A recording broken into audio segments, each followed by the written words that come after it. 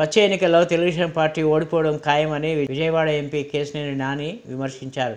మంగళవారం విపన్నపేటలో ఆసరా చెక్కుల పంపిణీ కార్యక్రమానికి ఎంపీ ముఖ్య అతిథిగా హాజరయ్యారు. పార్టీ ఓడిపోతుందని ముందే తెలిసి ఏపీలో సొంతీలు లేకుండా చంద్రబాబు ఆయన కొడుకు ఉన్నారని ఆయన అన్నారు. వీళ్ళిద్దరూ చేసే పనుల వల్ల పార్టీకి తీవ్రమైన నష్టం కలుగుతుందని ఆరోపించారు. అనంతరం చెక్కుల పంపిణీ కార్యక్రమాన్ని చేపట్టారు. రేపు ఆయన ఇక్కడ ఇల్లు కూడా లేదు. విజయవాడలో కానీ గుంటూరులో కానీ ఈ ప్రాంతంలో ఎక్కడ కూడా ఆయనకి ఇల్లు లేదు. శుభ్రంగా ఏదో ఎవరో ఇచ్చిన ఇంట్లో ఉంటున్నాడు. ఆయన తాళం వేసుకుని ఆయన సొంత రాష్ట్రం వెళ్ళిపోతాడు. ఈ ఎలక్షన్ అవ్వగానే ఎక్కడైనా సొంత రాష్ట్రం తెలంగాణ, హైదరాబాద్లో ఉంది ఆయన ఇల్లు. ఇక్కడ ఎక్కడా లేదు ఆయనకి. ఎప్పుడు వాళ్ళు తాతలు కట్టినది ఎక్కడ నారావారిపల్లిలో ఉన్నామో కానీ నాకు తెలియదు. జగన్మోహన్ రెడ్డి అంటే మన జగన్మోహన్ రెడ్డి గారు చక్కగా ఇల్లు కట్టుకున్నారు, ఇక్కడ ఉంటున్నారు, ఇక్కడ నుంచి పాలన చేస్తున్నారు. అట్లాగే ఈ ఎన్నికల్లో ఓడిపోతానని ఖచ్చితంగా తెలుసు చంద్రబాబు నాయుడికి. దాంట్లో అందుకే ఇల్లు కట్టుకోలేక ఈ ఎన్నికలు ఆఖరి ఎన్నికలు చంద్రబాబు నాయుడికి, ఆయన పనికి మాలిన బుద్ధి లేని కొడుకు లోకేష్కి ఈ చివరి ఎన్నికలు.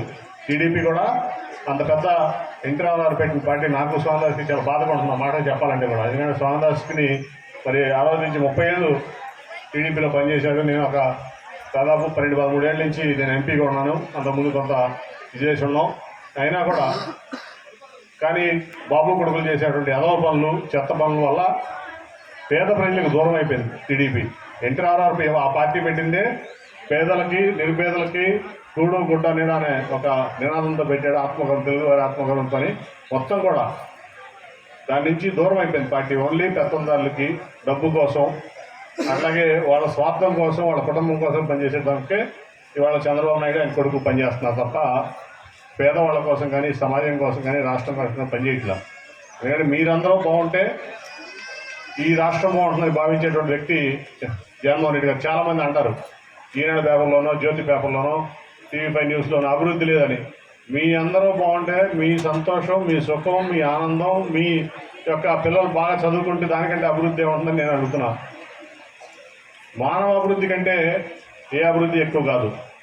మానవ అభివృద్ధి మీరందరూ అభివృద్ధి చెందితే, మీ జీవితాలు బాగుంటే, మీ జీవన శైలి మెరుగుపడితే, మీ పిల్లలు బాగా చదువుకుంటే ఏ ప్రాంతమైనా, ఏ రాష్ట్రమైనా బాగుంటుంది. దాంట్లో మరి ఇవాళ జగన్మోహన్ రెడ్డి గారు చేస్తున్నటువంటి కార్యక్రమాలు నిదర్శనం.